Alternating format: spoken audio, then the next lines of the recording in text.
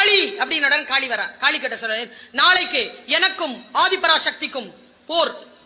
ஆதிபராசக்தியை நான் கொல்ல வேண்டும், எனக்கு ஆயுதம் தான்.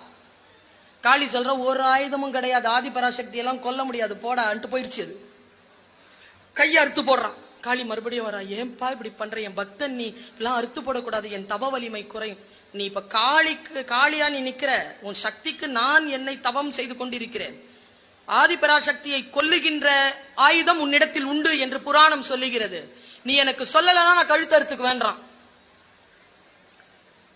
காளி நிக்கிறா, அந்த ரகசியத்தை சொன்னாள். ஆதிபராசக்திகள் தான் இந்த நாட்டில் இருக்கக்கூடிய எல்லா பெண்களும். அவளை கொல்லக்கூடிய அந்த மந்திரத்தை அந்த ஆண் அசுரனிடம் காளி தந்தாள். இதோ அந்த மந்திரத்தை உங்களுக்கும் இப்பொழுது அறிய தரப்போகிறேன். இன்றைக்கே நீங்கள் அதை மறந்து விடுங்கள். நிக்கிறாங்க, சொல்.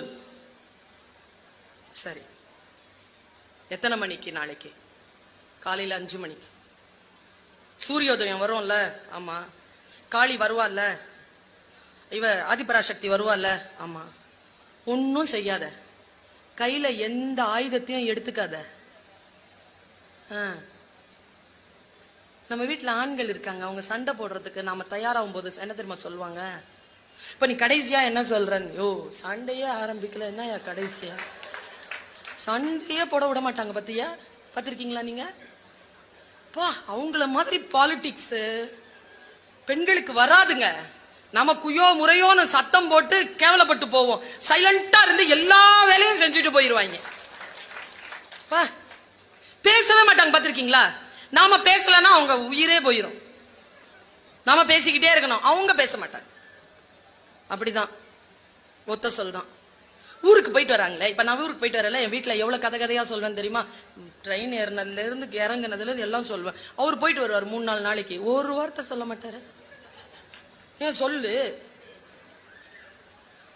சொன்னா புரியாது மேடம் அவங்களுக்கெல்லாம். பெண்களுக்கு என்ன வேண்டும் தெரியுமா?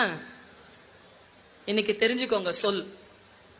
பெண்களுக்கு உங்கள் சிறிய சிறிய அன்பான சொற்கள் தான் வேண்டும், வேற எதுவுமே வேண்டாம். சின்ன சின்ன அன்பான சொல். சாப்பிட்டியா? இன்னைக்கு அழகா இருக்கிறிய, சொல்ல. இருந்தா சொல்ல மாட்டோமா மேடம்?